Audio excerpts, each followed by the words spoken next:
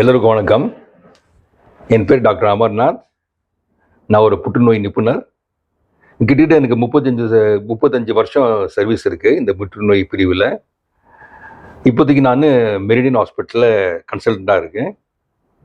இந்த புற்றுநோய் பற்றி நீங்கள் தெரிஞ்சுக்கிட்டீங்கன்னா, இந்த புற்றுநோய் ஒரு சாதாரண நோய் தான். இதுக்கு ஒன்றும் பயப்பட தேவையில்லை.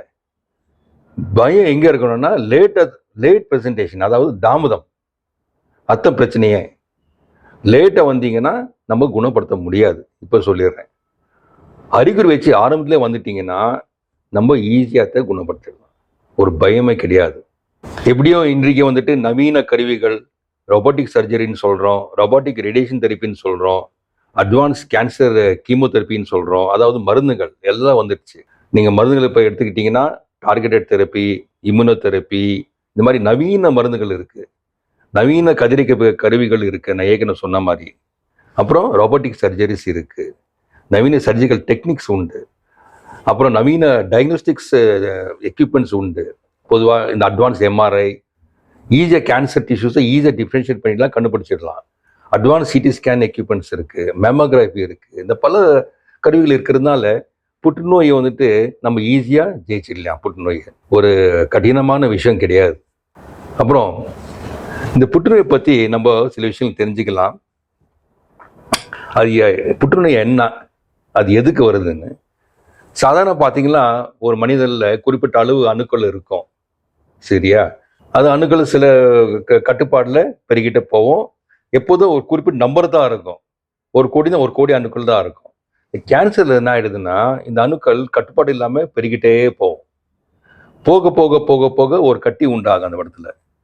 இன்னும் சில மாதங்களோ இல்லை வருஷங்களோ கடந்து போச்சுன்னா அந்த கட்டி அங்கேருந்து மற்ற இடத்துக்கு பரவ ஆரம்பிச்சிடும். எங்கெங்கே பரவும்னா அக்கப்பக்கம் எடுத்து பரவலாம், அவர் நுரையீரல் பரவலாம், அவருக்கு கல்லீரல் பரவலாம், பிரெயின், இந்த எலும்புகள் பரவலாம். அந்த மாதிரி பல இடத்துக்கு பரவலாம். பல இடத்துக்கு பரவிட்டு மனுஷனை தாக்கும். இதுதான் புற்றுநோயுடைய தன்மை.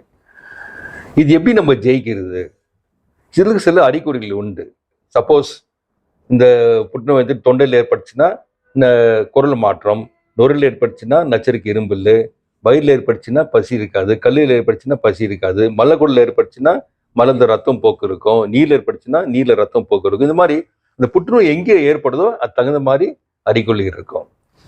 இந்த புற்றுநோய் வைத்திய சம்மந்தப்பட்டது சில விஷயங்கள் பார்க்கலாம். இதெல்லாம் கொஞ்சம் சுருக்கமாக சொல்கிறேன். இந்த புற்றுநோயை குணப்படுத்துறதுக்கு 3 பிரிவுகள் உண்டு.